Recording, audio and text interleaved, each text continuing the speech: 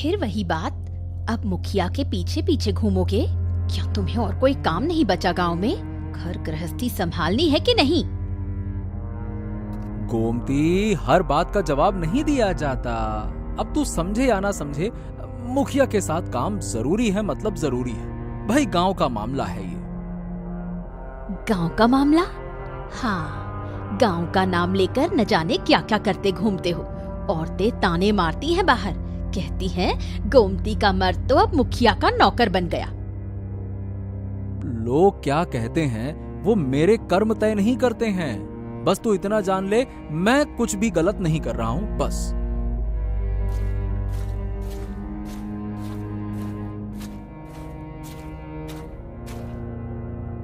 अरे नरेंद्र, अरे ओ नरेंद्र, क्या कर रहा है? जल्दी चल बे, देर हो रही है। जी जी, आया मुखिया जी। हाँ। अरे कहाँ जा रहे हो? बात तो सुन लो। अबे अपनी पत्नी को जवाब दे दे, मेरे साथ भाग जा रहा है, बता दे। अरे छोड़िए ना मुखिया जी, उसका तो काम ही इतना है, दिन भर बकवास करती रहती है, बक बक बक। चलिए आप तो।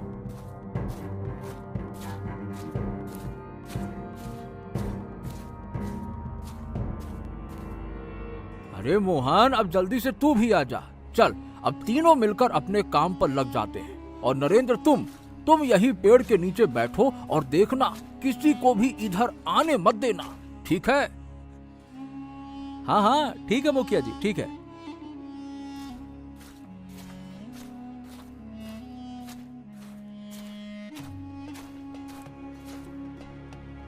मुखिया जी, ये नरेंद्र को हम पर कोई शक तो नहीं है ना कि हम जंगल में क्या कर रहे हैं? अरे वो तो भोला भाला है, उसको समझ ही नहीं है कि हम अंदर करते क्या हैं। चलो अब जल्दी जल्दी खुदाई करो, खजाना हमें ही मिलना चाहिए। चलो।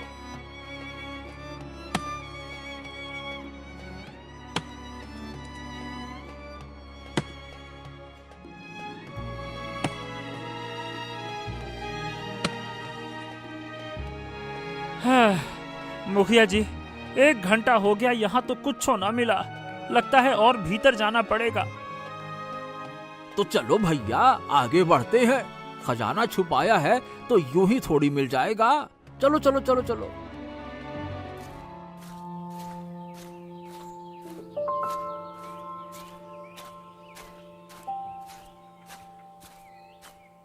अरे मूर्खों, तुम हो कौन जो मेरी तपस्या स्थली भंग कर रहे हो? महाराज, मैं बस एक पुराना खजाना ढूंढ रहा हूँ जो मेरे पूर्वजों ने यही कहीं छुपाया था। उस खजाने को छूते ही ये राज्य भस्म हो जाएगा। वो खजाना इस राज्य की रक्षा कर रहा है। जैसे ही वो जमीन से निकलेगा, तबाही आएगी, अकाल, युद्ध, मृत्यु।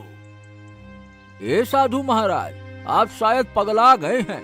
और सुनिए, भला खजाने से किसी की रक्षा कैसे होती है? सीधी बात है, मुझे खजाना चाहिए और मैं लेके जाऊंगा। हाँ। मूर्ख, मैं चेतावनी दे रहा हूँ, यहाँ से चले जाओ, वरना इस अपवित्र लोभ का अंजाम बहुत भयानक होगा। मुखिया जी, चलिए, ये बाबा ठीक नहीं लग रहे हैं, बाद में सोचते हैं कुछ। चलिए। ठीक है, अभी चलते हैं। लेकिन ये साधु अगर यहीं रहा तो हम खजाना कभी नहीं पा सकेंगे। चलो।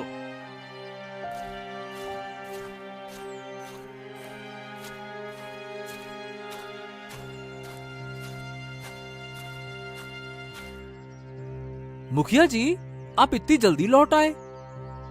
अरे हाँ, आज बस ज्यादा कुछ नहीं हुआ तो लौट आए।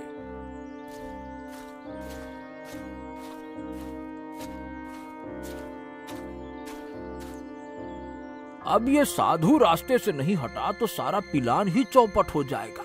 कुछ तो करना पड़ेगा, कुछ बड़ा। ए मोहन, सुनो, एक काम करो, आज रात ना सारे खेत में आग लगा दो। ऐसा लगे जैसे कोई प्राकृतिक विपदा आ गई हो। लोग परेशान होंगे और तब हम अपना काम करेंगे, ठीक है? मुखिया जी, ये तो बहुत बड़ा काम है। ये जो मैं कहता हूं वो करो, बस कोई सवाल उवाल नहीं, समझे?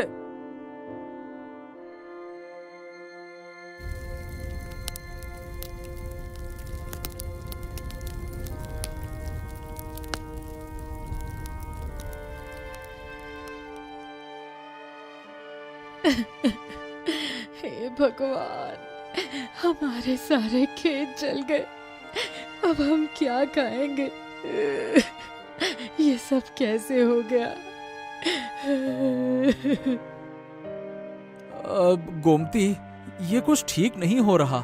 मैं जंगल गया था, वहाँ एक साधु मिले थे, बहुत अलग थे।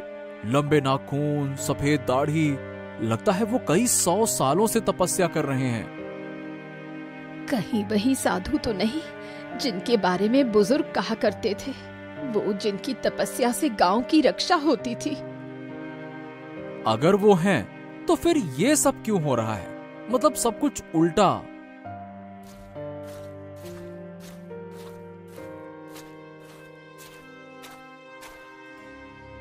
ए सुनो मोहन, आज रात तालाब में ये नीला रंग घोल दो, पानी काला हो जाएगा और फिर गांव वाले समझेंगे कि कुछ बुरा हो रहा है और उस साधु को दोषी मानेंगे। हाँ। अरे पर मुखिया जी, पानी तो जीवन है। अरे भाई, मुझे खजाना चाहिए और खजाने के रास्ते में जो कोई भी आएगा उससे हटना पड़ेगा। जल्दी करो, जाओ।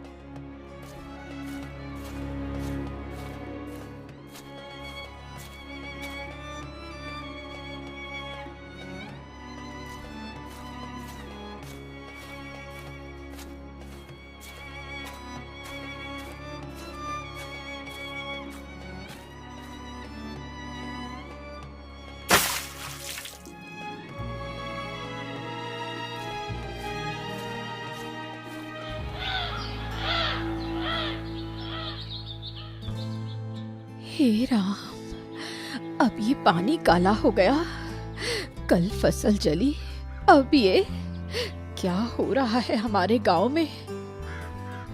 लगता है कोई श्राप लग गया है इस गांव को। हमें महाराज से बात करनी होगी गोमती।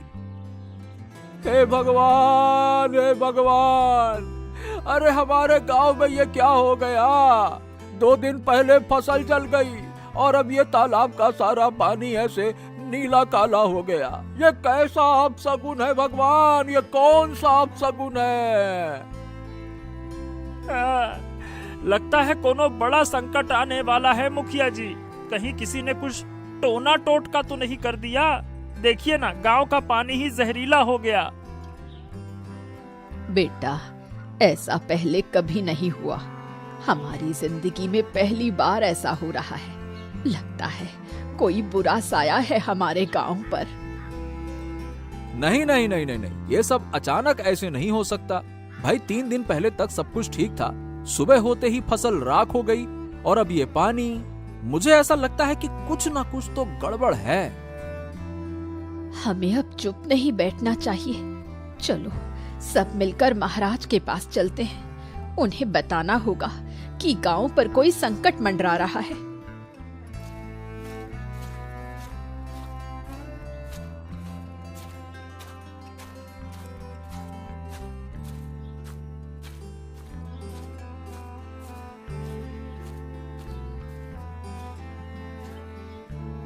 महाराज, कृपया करके हमारी बात सुनिए। हमारे गांव में कुछ भयानक घट रहा है। मतलब हमारी सारी फसल जल गई और अब सारा तालाब का पानी नीला काला पड़ गया। ये क्या कह रहे हो तुम लोग? एक साथ 2 विपत्तियां, ये कैसे संभव है?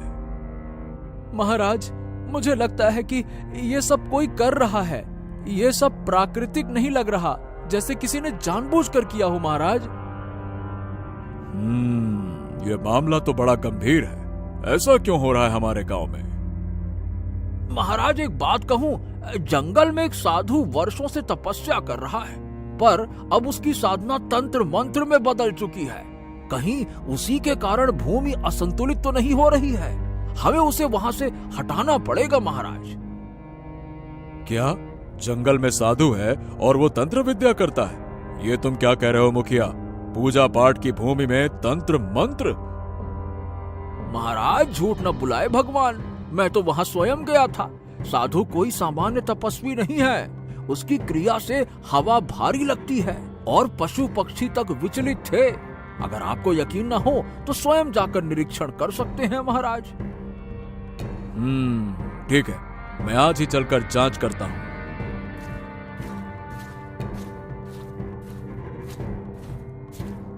हाँ, अच्छा हुआ मैंने मोहन से कहकर वहाँ आवश्यक सामग्री भी रखवा ही दी है।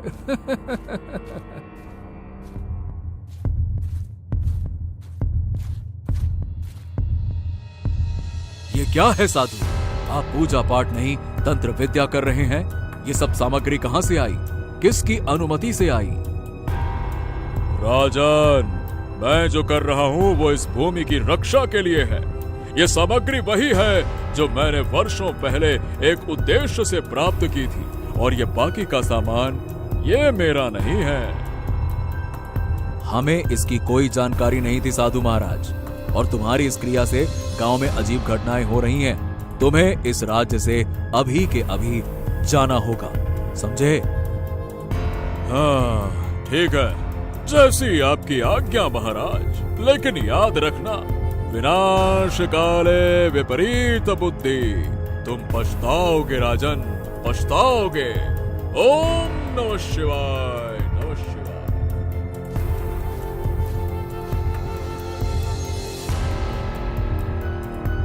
अरे जल्दी कर मोहन, जल्दी जल्दी खजाना निकाल, वरना कोई देख ना ले हमें। जल्दी कर।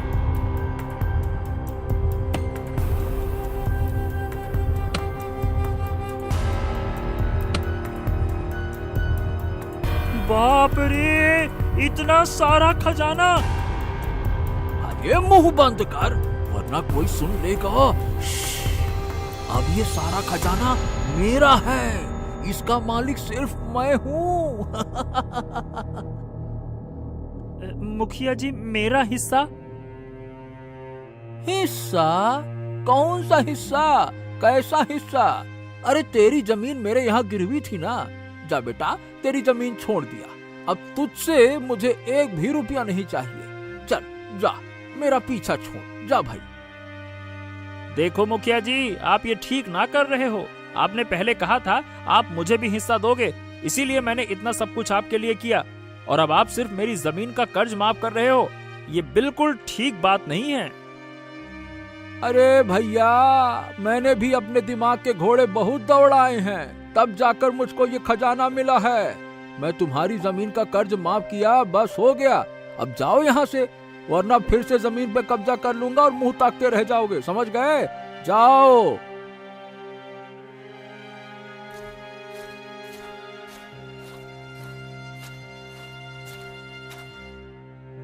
महाराज की जय हो। महाराज, गांव की नदी पूरी तरह से सूख गई है और पिछले 7 दिनों से बादल एक बार भी नहीं बरसे। खेत सूखने लगे हैं महाराज। ये क्या?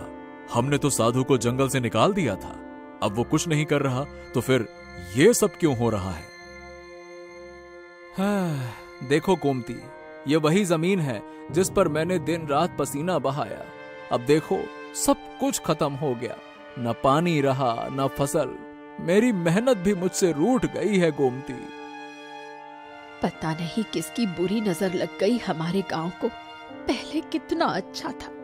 तुम जानते हो, एक किसान की सबसे बड़ी ताकत उसकी जमीन नहीं, उसका हौसला होता है। हौसला भी कब तक साथ देगा गोमती? जब खेत ही सूखे पड़े हों तो उम्मीद भी मुंह मोड़ लेती है। अब तो मुझे महाराज से जाकर बात करनी ही होगी। महाराज क्या करेंगे जी? उनके पास कोई जादू है क्या? ना वो बादल बुला सकते हैं, ना सूखी नदी को भर सकते हैं। सब किस्मत का खेल है। इसी बीच झाड़ियों में सरसराहट होती है। दोनों चौंक कर उस ओर देखते हैं। झाड़ी से एक सफेद खरगोश धीरे धीरे बाहर आता है। उसके माथे पर चमकती लाल बिंदी थी। बाप रे, कितना सुंदर खरगोश है। और देखो तो इसकी बिंदी, जैसे कोई साधु हो। इसे मैं पाल लूंगी जी। तू तो जैसे अकल ही बेच आई है गोमती। घर में दाने दाने को मोहताज हैं हम, और तुझे जानवर पालने की सूझ रही है। खुद का पेट तो भर नहीं पा रहे और एक और पेट पालने चली है, हैं? घबराओ नहीं, तुम्हें मेरे खाने की फिक्र करने की जरूरत नहीं है।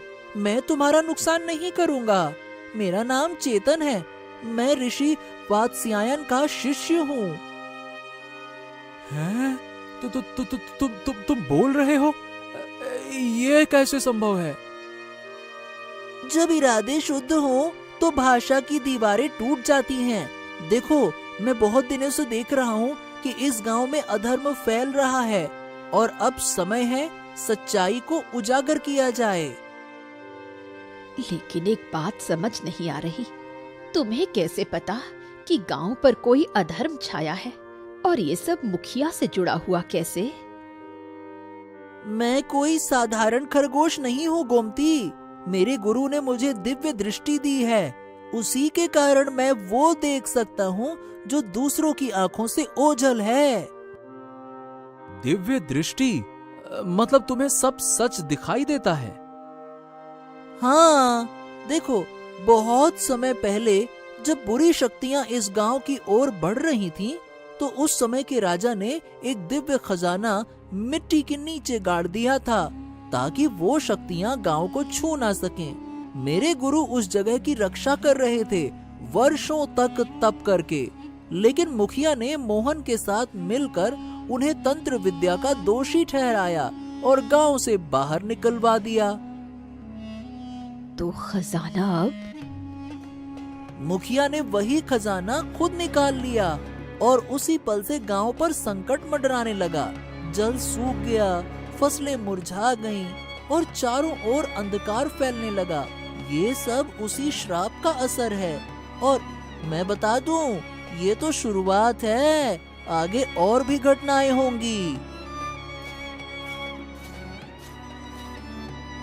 अरे ठीक है, अब गलती तो हो गई, अब लड़ने से कुछ नहीं होगा।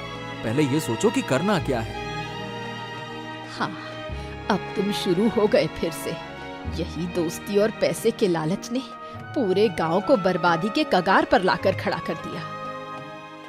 अरे ठीक है, अब गलती तो हो गई, अब लड़ने से कुछ नहीं होगा। पहले ये सोचो कि करना क्या है। लेकिन हम करेंगे क्या? महाराज की आंखों पर तो मुखिया ने भरोसे की पट्टी बांध रखी है। वो हमारी बात पर कभी यकीन नहीं करेंगे।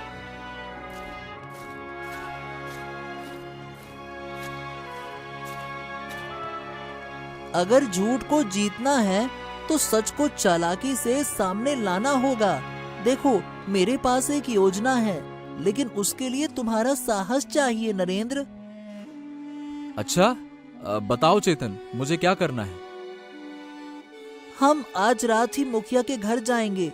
वहाँ जो खजाना उसने जंगल से निकाल लिया है, वही उस बुरी शक्ति की जड़ है। अगर उसे वापस जंगल में ले जाकर दबा दिया जाए, तो मैं अपनी तंत्र विद्या से उस शक्ति को फिर से कैद कर सकता हूँ। ये तो बहुत खतरनाक है चेतन, लेकिन अगर यही सही रास्ता है तो मैं भी चलूंगी। ठीक है, हम तीनों चलेंगे, लेकिन बहुत सावधानी से।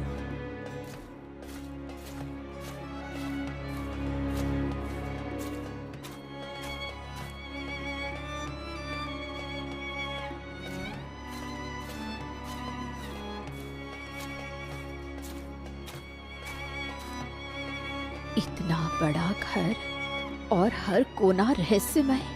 खजाना कहाँ होगा, कैसे पता चलेगा? अगर कोई देख लेगा ना, तो मुखिया हमें जिंदा नहीं छोड़ेगा। शांत रहो, मैं अपनी ज्ञान दृष्टि से देखता हूँ। हाँ, खजाना वही है, उसी कमरे में जहाँ मुखिया सो रहा है। अलमारी के पीछे की दीवार में छिपा है। तो क्या हमें उसके कमरे में जाना होगा? कोई और रास्ता नहीं है? नहीं नहीं गोमती, कोई रास्ता नहीं है, वही एक ही रास्ता है।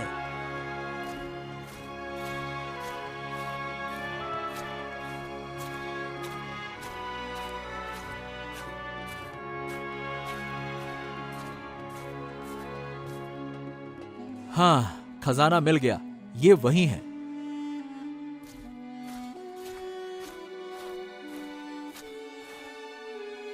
हाँ चलो जल्दी करो, इससे पहले कि वो जाग जाए, जल्दी चलो।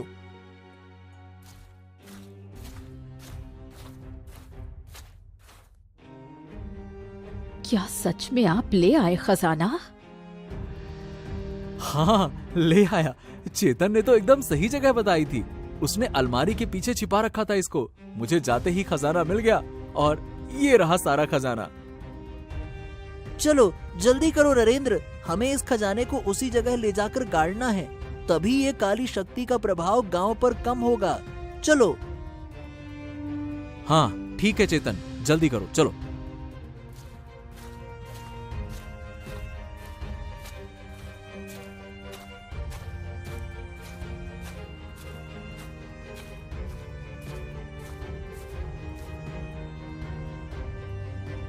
गहरे जंगल के बीच चेतन खजाने को जमीन में गाड़ने की कोशिश कर रहा है, पर कोई असर नहीं हो रहा था।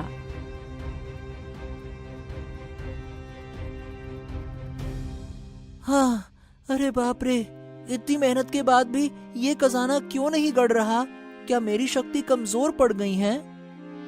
अचानक चेतन को चक्कर आता है और वो बेहोश हो जाता है। तभी हवा तेज चलने लगती है और एक प्रकाश में साधु प्रकट होते हैं। चेतन, तुमने आज ये सिद्ध कर दिया कि सच्चे मन और मेहनत से कोई भी राह तय की जा सकती है। मैंने तुम्हें अपने आश्रम से निकाला था, परंतु आज मैं अपनी भूल मानता हूँ। गुरुजी, मैंने खजाने को यहाँ गाड़ना चाहा, पर मेरी शक्ति से बाहर का काम है ये खजाना अब सिर्फ खजाना नहीं रहा चेतन, ये लालच, छल और शक्ति का केंद्र बन चुका है। अब इसे कोई साधारण शक्ति से नहीं बांधा जा सकता, पर मैं इसका उपाय जानता हूँ। ओम शिवाय स्वाहा। तामस को वश में कर, सत की रक्षा कर, स्वाहा। हाँ, अब जंगल मुक्त हो गया है। जल खजाने पर डालते ही एक तेज प्रकाश निकलता है और सारी नकारात्मक ऊर्जा खिंचकर नदी में समा जाती है। सूखी नदी बहने लगती है। हाँ, अब जंगल मुक्त हो गया है। महात्मा जी, आपका आशीर्वाद रहा तभी ये हम काम कर सके, लेकिन अभी एक काम बाकी है। क्या? गांव का मुखिया जिसने लोगों को डराया, उनकी मेहनत लूटी, उसे अब सजा मिलनी चाहिए। जब तक वो अपने अपराधों की सजा नहीं पाएगा, तब तक हमारी यात्रा अधूरी है। सच्चा योद्धा वही होता है जो अंत तक न्याय की लड़ाई लड़े। मैं तुम्हारे साथ हूँ। चलो जाओ, अब आखिरी परीक्षा बाकी है।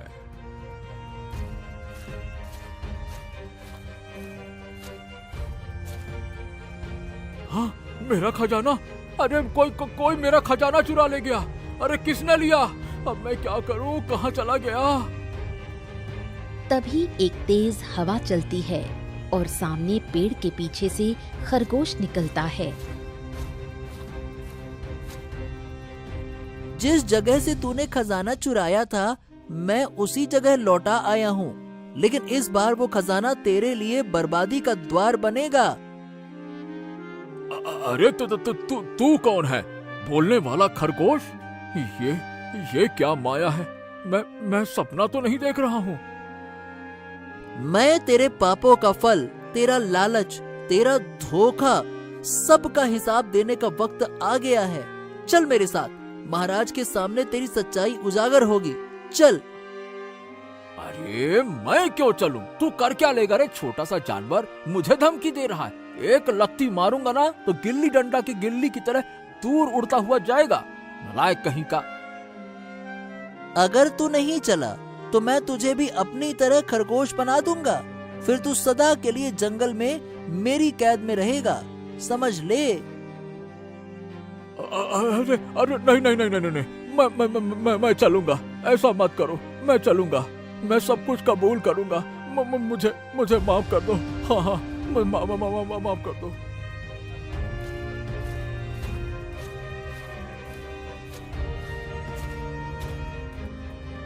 इतनी आसानी से नहीं जाने देंगे तुझे।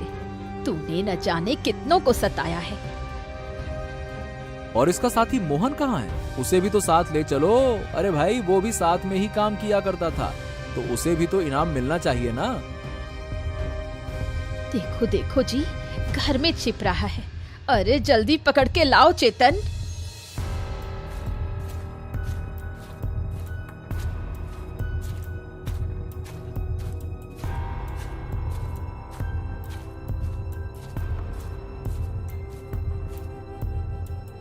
सुनिए राजा जी, इस आदमी ने आपको धोखे में रखा है।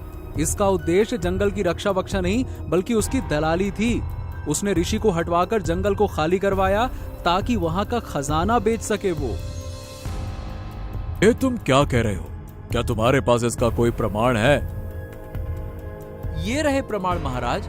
मुखिया ने बाहर के व्यापारी से सौदा किया था। जंगल का खजाना बेचने का अनुबंध। ये सब कुछ उस दिन हुआ जिस दिन ऋषि महाराज को वहां से हटाया गया।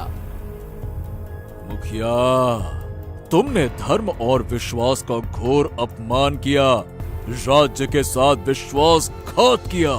सैनिकों! महाराज मुझे माफ कर दीजिए। मैं लालच में आ गया था। मेरी गलती हो गई महाराज, मुझे माफ कर दीजिए, माफ कर दीजिए। राजद्रोह के अपराध में क्षमा नहीं होती। सैनिकों, इन्हें कैद में ले लो। जाओ।